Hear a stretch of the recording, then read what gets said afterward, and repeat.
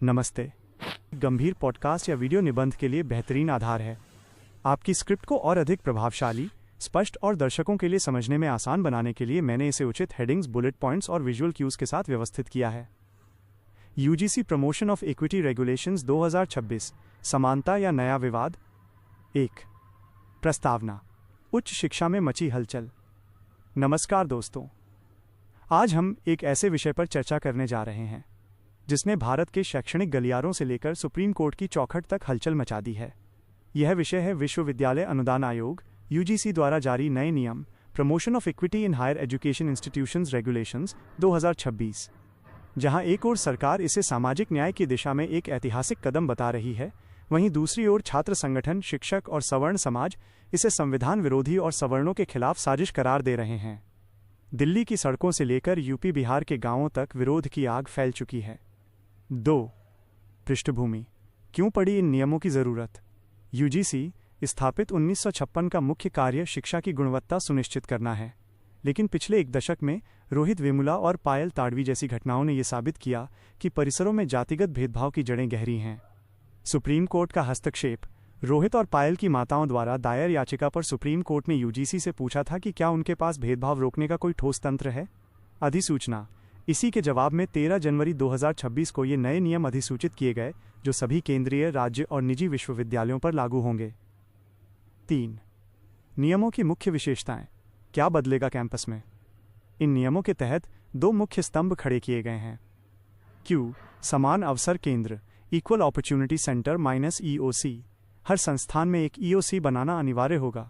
ये केवल नाम का नहीं, बल्कि एक शक्तिशाली केंद्र होगा जो भेदभाव की शिकायतों की जांच करेगा।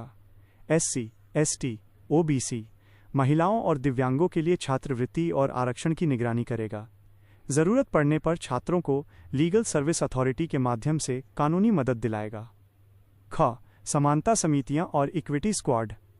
Equity committee. शिकायत मिलने के 24 घंटे के भीतर बैठक करना अनिवार्य। Equity squad. ये स्क्वाड हॉस्टल, कैंटीन और लाइब्रेरी जैसे संवेदनशील क्षेत्रों में गश्त करेंगे ताकि भेदभाव की किसी भी संभावना को रोका जा सके। Equity ambassador. छात्र ही छात्रों के बीच समानता का संदेश फैलाएंगे। 4. विवाद के 4 मुख्य विस्फोटक बिंदु। इस स्क्रिप्ट का सबसे महत्वपूर्ण हिस्सा वे 4 नियम हैं जो इस पूरे विरोध की जड़ हैं। नियम 1. प्रतिनिधित्व में असंतुलन।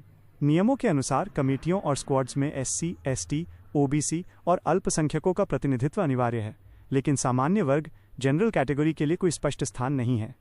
आलोचकों का तर्क है कि इससे एक तरफा जांच होगी और सवर्ण छात्रों के साथ अन्याय की संभावना बढ़ेगी। नियम 2. झूठी शिकायतों पर दंड का अभाव। 2025 के ड्राफ्ट में प्रावधान था कि अगर कोई द्वेषपूर्ण या झूठी शिकायत करता है तो उस पर कार्रवाई होगी, लेकिन 2026 के अंतिम नियमों से इस सुरक्षा कवच को हटा दिया गया। चिंता का विषय। शिक्षकों का डर है कि यदि कोई छात्र निजी खुन्नस या फेल होने के कारण भेदभाव का आरोप लगा दे तो शिक्षक की छवि बिना किसी सबूत के धूमिल हो जाएगी। नियम 3. भेदभाव की सीमित परिभाषा। नए नियमों में भेदभाव को केवल SC, ST और OBC के संदर्भ में परिभाषित किया गया है। सवर्ण समाज का कहना है कि क्या सवर्णों के साथ भेदभाव नहीं हो सकता।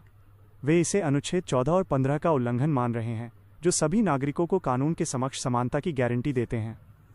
नियम 4. संस्थानों पर दंडात्मक कार्रवाई।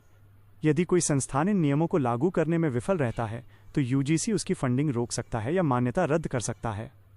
शिक्षाविदों को डर है कि सरकार इस शक्ति का उपयोग उन विश्वविद्यालयों को दबाने के लिए कर सकती है जो राजनीतिक रूप से असहमत हैं।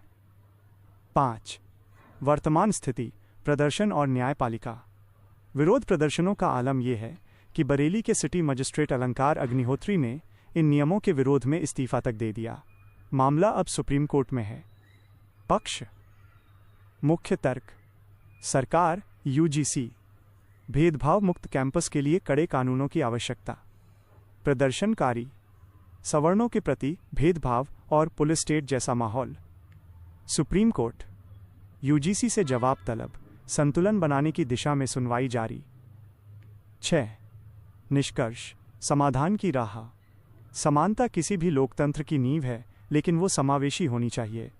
उच्च शिक्षा में किसी भी छात्र को उसकी जाति के आधार पर प्रताड़ित नहीं किया जाना चाहिए, पर साथ ही यह भी सुनिश्चित करना जरूरी है कि सुरक्षा के लिए बनाए गए कानून किसी निर्दोष के लिए हथियार न बन जाएं।